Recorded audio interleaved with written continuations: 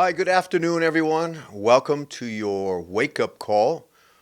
I'm your host for today's podcast, Dr. Jeff LaCure, private practice in Holliston, Massachusetts, for all your counseling needs.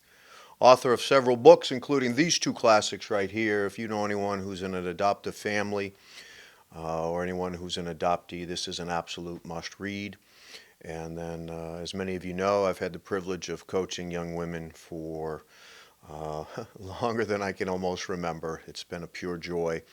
And this highly reviewed book here on coaching female athletes is a must for any school system and any athletic director and anyone that has the privilege of coaching, teaching, or mentoring young women. Today, it's weird. I don't like the word special. It's overused, but in a funny way, maybe today is a special episode. And I hope it touches a lot of you. I hope it inspires you, and most importantly, I hope it saves lives. And as many of you know, we're filming today on, I believe it's April 24th. The days all blend together. Last week was April 20th, or as our country foolishly loves to call it, 420. And that in itself should be a national embarrassment that we have a day that is recognized for the usage of marijuana. And by the way, even as a shrink, I am not for limitations on personal freedom. So if someone chooses to use marijuana, by all means, feel free. It is not the pot, however, that your parents smoked back in the 60s. I could promise you that. But I just find it fascinating that people use substances at all. So I'm just putting that out there. But for me, April 20th has a much different connotation. This past April 20th, I celebrated 12 years of being cancer-free. Now, this isn't an episode, hey, it's all about me, and I want you to feel bad for me, or I want you to feel inspired by me. No, I want you to feel informed by me.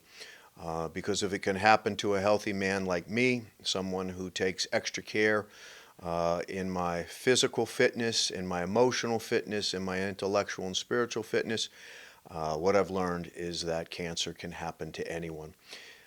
Prostate cancer, by the way, it's an interesting disease because it is one of the most treatable forms of cancer out there. However, it is also the second leading cause of cancer death in men. And I promise you, if you ask anybody what's the second leading cause of cancer death in men, the majority of people don't know it. So today's show is dedicated to men, to your father, to your brother, to your son, to your uncle, to your best friend, to any man that you know, care about, and love. This episode is dedicated to them. And maybe more importantly, this episode, for any of the men who are tuning in today, is dedicated to you.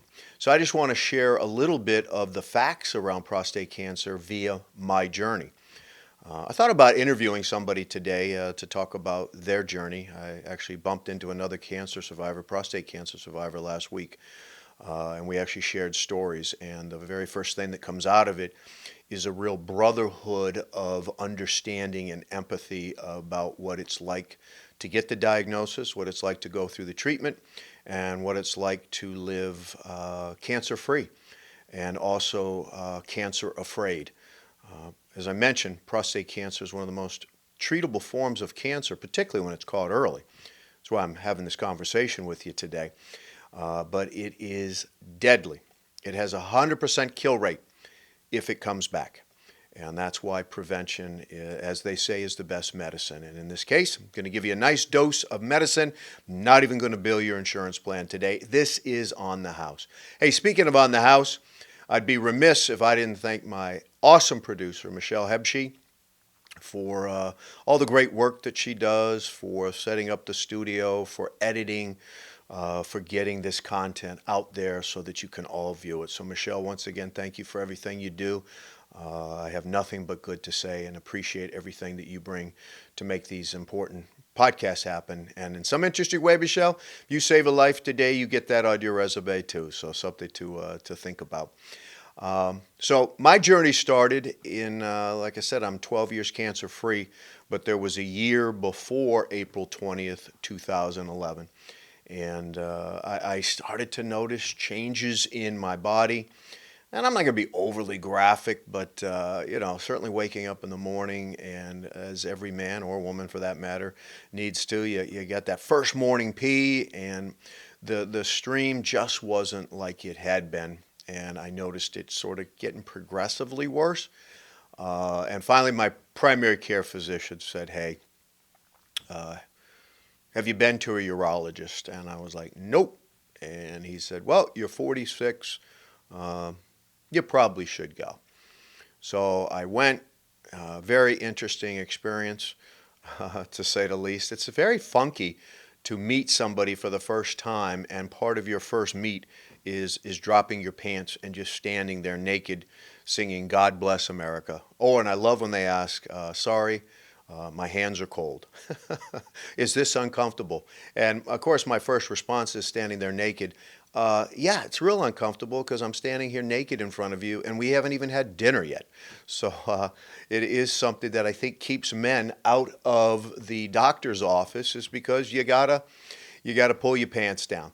Every woman, by the way, who has their yearly gynecological check is laughing right now, going, "Toughen it up, dudes. You stand there naked. We sit in this really weird contraption with our one ankle spread out to the East Coast and the other ankle spread out to the West Coast." And then the exam continues. So, to all my sisters out there, my heart goes out to you. And no, we cannot empathize with you as men. We have nothing to compare it to. However, for all my brothers watching, yes, you will meet your urologist for the first time, and you will get a thorough examination of the nether region, which is a real special time. That's for sure. Especially when they say it's only going to be uncomfortable for a few moments. The reality is you're uncomfortable for the last 6 months, because you've had a gentleman, or a lady for that matter, who doesn't know you, who knows all the special parts of you. I say that with great joy in my heart, because I want you to go. I want you to have prevention. So, what they decided to do based on the symptoms is it was determined that I might have an infection of the prostate, which could enlarge it. Not uncommon for men at all. And I went on a course of antibiotics, and then the symptoms didn't change, and I went back. And my urologist said, "You know what? Let's do a PSA, prostate specific antigen test. It's very simple. Quite frankly, all it was finding the vein, taking out a little bit of blood, which I was a chicken. Quite frankly, pain free. I looked away, and they give you results right on the spot. And they want to see zero, particularly for a man at my age at the time. They wanted to see zero. And I believe it was at that time maybe 1.2. Again, they thought an infection could elevate it. So I went on another course of antibiotics and went back about a month later, and still not noticing any reduction of symptoms. Wasn't in any pain, wasn't in any discomfort, but just didn't see a reduction in symptoms. And then they did another PSA, and it goosed up to, I think, maybe 1.4, 1.5. The doctor then had that look that we all hate. It's that look of concern that they're thinking something. They're not necessarily sharing it, but they're certainly not smiling. And it is not a face that says, "Hey, you got nothing to worry about." And that was the first time my urologist mentioned that maybe it's time to do a biopsy. And I'm like, wow, I couldn't even believe it, like biopsy. And being the big chicken I am, the big denier that I am, and to all the men out there, I'm sure you relate, I said to my urologist, and I think it was maybe in November of 2010, I said, let's do the antibiotics again. Let's do another test in December, and if things haven't changed, we'll do the biopsy. And sure enough, I go back just before Christmas, and I get my PSA blood test done again, and I think I was up to maybe 1.6 or 1.7, which in prostate cancer speak is an elevated and a quickly elevating PSA test. And so the doctor got concerned and said, you know what, we need to do the biopsy. And I knew he was right. I knew it was time to do the biopsy. Had a good friend of mine, David, who had prostate cancer, and he had been able to walk me through the process. And notice I say had, his prostate cancer ended up killing him. And trust me, that was very much on my mind this past April 20th. What a wonderful, gentle man. And this horrid disease took his life. And I remember asking Dave, I said, Dave, what's the biopsy going to be like? And with a big smile on his face, he says, oh, you're not going to like it. And I said, well, what's it like, right? You always want to know what it's like so you can prepare yourself. He says, imagine having a hornet's nest up your backside. And I go, a hornet's nest? He goes, oh, yeah, because he says, you're about to get stung. So I set up my my appointment for the biopsy, and they bring me into kind of a funky looking exam room. And in this moment in time still stands out to me as just so weird. They lay me down on a table, and I have to lay on this side, so I'm sort of looking outside. And I remember, I believe one of the nurses going, well, we like to give you a good view. It'll help you through it. And I'm going, man, you could show me the prettiest mountain or the bluest ocean, and nothing's going to help me get through this one. But the worst part, of least of the view, was the pillow that they used. That pillow was nasty. It was dirty. I just couldn't believe it. Maybe from a Motel 6, not a sponsor. Probably won't be a sponsor now that I said their pillows are dirty. But they do keep the lights on for you. And so I'm rolled over on my side, and the very first thing they do is numb the area with an injection. That's a special treat. And then they do an internal probe with a needle to numb the prostate. Let me tell you, that's a special moment for sure. That's a pain that I can't even describe, but I never want to experience again, although it did save my life. And then they did what they call 10 cores. And so imagine, and I know this is probably overly dramatic, but I can't think of anything else. Imagine like a staple gun inside your intestine. And I could hear it every time it went, and even with the numbness medication, oh my goodness, was that just, I can't describe it. But like my buddy Dave said, it's sort of like having a hornet sting you 10 separate times. I remember when it was finally done, it didn't take particularly long, but it felt long. They sit you up, and I sit up, and they said, okay, we're going to try to stand you up now. And I damn near passed out, probably just from sheer discomfort and panic and so on. They gave me the classical OJ. Every doctor has orange juice. Can't even tell you what flavor it was. It wasn't Tropicana because that tastes delightful. Not a sponsor. And sat there for a little while, drove myself home, laid down, relaxed, and oddly not in a lot of particular pain. The next morning, I remember waking up from my first morning pee, and it didn't really come out. And then all of a sudden I had this weird feeling, and then this just blood clot comes out. And I'm thinking, wow, and just pure red urine. And I'm like, wow, what a phenomenal way to start my morning. Visually disconcerting, and physically felt really weird. And then it was the waiting game. It was the waiting game to get a phone call to say that the biopsy was either inconclusive, was conclusive and I didn't have prostate cancer, or conclusive that I did have prostate cancer. And then certainly if it came back conclusive that I had prostate cancer, one of the things that would have needed to be determined is, by their best guess, based on numbers, was it contained to the prostate?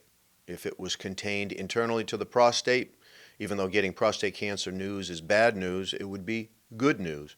If it was on the surface, that raises the risk of death. And if they thought that it may have already spread, an absolute death sentence. There is no cure for prostate cancer once it leaves the prostate. That's a medical fact. No cure.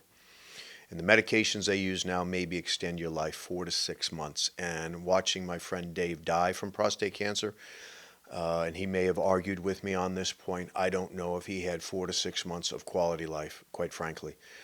maybe 4 to 6 weeks, and then watching his body deteriorate and the pain that he was in certainly didn't impress me as quality, but that would be something that all of you have to decide should it come to there. So, not to make it sound dramatic, it's not my style. God, I hate drama. I do. I hate drama. Although I like drama on TV. I get the phone call on my birthday, which is February 2nd. So for all of you who would like to send me birthday cards, letters, 20s, 50s, whatever it is, feel free as a delayed birthday gift. And I remember hearing that I would hear that day. And you want to talk about a long day, and probably right around 4:30 I hadn't heard anything, which I kind of suspected wasn't good news. And I called the office, and of course, they put me on hold, and I'm assuming the receptionist said, your doctor will call you a little bit later. You know that's not good news, because if the test came back negative, they're going to tell me, in all likelihood right there, hey, test came back negative, your doctor will give you a shout, so on and so on. I got Dr. Friedman will give you a call a little bit later. And at 9:02 that evening, man, and what a late time. You want to talk about a really long time to wait. I got the call. And with most doctors, man, my heart goes out to him or her, which is, how do you share that news? And you know how he shared it? Very matter of fact. I mean, he just shared it very matter of fact. He goes, hey, Jeff, it's Dr. Friedman. The test came back, the biopsy came back positive. You do have prostate cancer. He said in a very reassuring way, he said, the good news is, and I'm sort of paraphrasing because I don't remember his exact words because, my face is on the floor. I'm shocked. I'm stunned. But I remember him saying, had we waited another year to go through the biopsy, we would not be talking about survival. And right now, based on the preliminary numbers, I'm very optimistic that with treatment, you will survive and you will lead a long and healthy life. And needless to say, there was some relief there. But still, to hear the words cancer associated with me was devastating. I remember it being devastating. And I remember calling my parents, my father, a lymphoma survivor, my mom, a breast cancer survivor, and I call them up to say, hey, your son just joined the club. I certainly didn't share it like that. I just remember calling them and instantly crying because they had been waiting for the results and say, I got it. I remember saying, that's exactly how I said, I got it. I can't believe it. I can't believe it. I got it. I can't believe it. And, you hear people when sort of traumatic things happen, one of the first things they'll say is, I can't believe it, or it can't happen to me, or something like that. The message that I hope all of you take from that moment in time is celebrate life every single day. Seriously, celebrate life every day. Stop being a victim. Stop worrying about the little things, and celebrate your damn life every single day.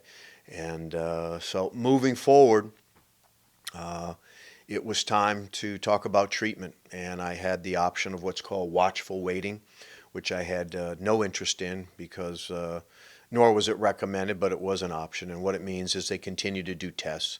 They continue to do PSAs. But the way my scores were elevating and any research that I had done on it, I knew it made sense to have the surgery.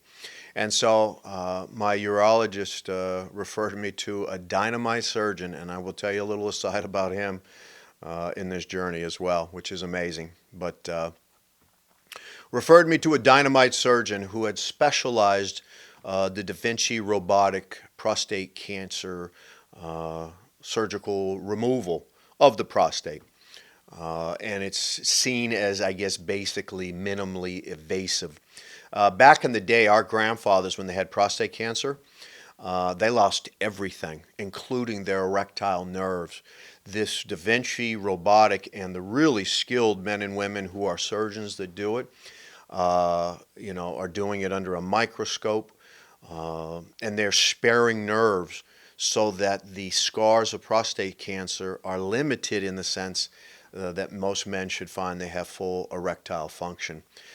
Imagine having prostate cancer and then you lose the ability to have an erection. So yes, you're cancer free, but your sex life changes dramatically. And I will talk a little bit more about that because I want everybody informed. And the women who support us, or if we're gay, the men who support us, or regardless of our sexuality, the men and women who support us in the healing after this is critical. And it is a whole new way to look at yourself as a man, as a sexual man, because what happens during prostate cancer surgery is they remove the prostate, obviously, and the prostate produces a lot of the fluid that is released at the time of ejaculation. So that's gone. And the prostate actually, during certain stimulus, can have a kind of a cool feeling sexually for guys. That's removed as well. Then the vas deferens, really the cords, if you will, that deliver the sperm and the semen during ejaculation, those are removed. And so post-surgery, if a man is sexually involved, he can maintain an erection and he can have an orgasm, but it's a very different kind of orgasm because it's dry.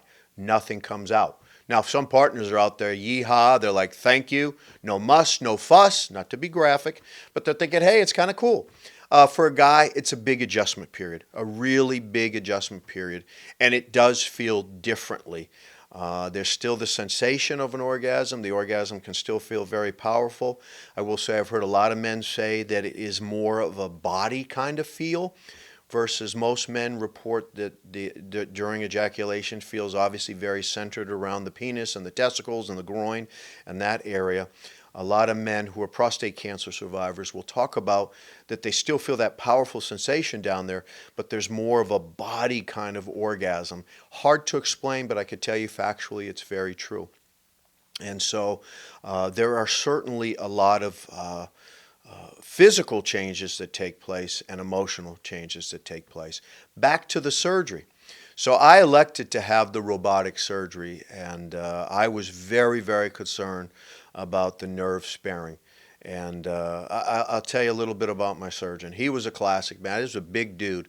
This was an Olympic athlete from Germany who was internationally renowned and had sort of pioneered in some ways the advancement of this kind of surgery. So I felt like I was in great hands. And he sounded exactly like Arnold Schwarzenegger from The Terminator. And he actually said to me during our office, we will eradicate this cancer. You will be just fine. And I said, man, I got to be in good hands if I got a dude who's telling me they're going to eradicate my cancer. Not just treat it, not just beat it, but eradicate it. I'm like, you go, Terminator. You go, Arnold. And the day of my surgery, I'm sitting in pre-op. That's a real special feeling. It's about 42 degrees in there. Nervous as hell. He comes in with like a big Harley Davidson Scully on, and he's playing Highway to Hell. All right? I'm like, wow. Actually, literally comes into pre-op with Highway to Hell and his Harley Scully on, and he was like, let's go. He's got his sleeves rolled up. He's got guns and tats. Maybe that's why I got him. No, I already had him. And he's going, let's go. We're going to take care of this. We're going to get you back and everything. And then they give me the anesthesia in my vein. I remember them wheeling me in. Next thing I know, I'm waking up. And according to loved ones who were around me at the time, I asked 12 times, not did you get the cancer? Not am I cancer free? Did you save the erectile nerves? Classical guy, we want to know that first. And I did find out once I was sort of conscious and could actually understand stuff that they had been able to spare the erectile nerves. Now a couple of little closure things for you just to give you the whole ride on the journey. Ultimately, I had to have a catheter.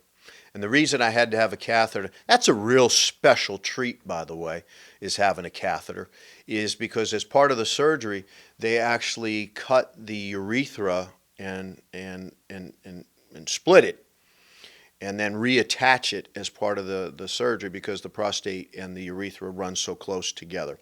So it's dissected and then it's reconnected. And as part of the healing process, then I had to have a catheter inserted through the penis. And I got this big, long tube. And I got my urine bag strapped to me, man. I'll tell you, you want to talk about concealed weapons in 50 states? I had a concealed urine bag. And as you might expect, there's no way to sit with it comfortably. There's no way to stand with it comfortably. And there is certainly no way to sleep with it comfortably. Ironically, I stayed in the hospital for 24 hours, not even. Thank you, health insurance. Thank you, Obamacare. Not a sponsor, but thank you, Obamacare, for my 24 hours of post-op after major surgery that I just get wheeled out. And so my very first night in my own bed, my oldest daughter, Maddie, God love her, stayed there, nursed with me, and actually changed my bag. Because it would obviously get filled, and I was in really no position to be emptying anything, let alone walking around. I was in a major discomfort. So she hung in there for me. I woke up probably every hour and a half or so. Obviously, she woke up too. You want to talk about a father-daughter experience, and one that I always remember is my daughter being there for me my very first night at home, versus the alternative of being alone, uncomfortable, and frightened. And I love her for that today, without fail. And one of the cool things about healing was I was told you got to walk as much as possible. So I'm walking around the neighborhood with my urine bag right here, hanging out of my shorts, big, the cord hanging out, and I got a cane, and I'm just sort of limping along. But I will tell you, walking helped me heal, helped me feel better.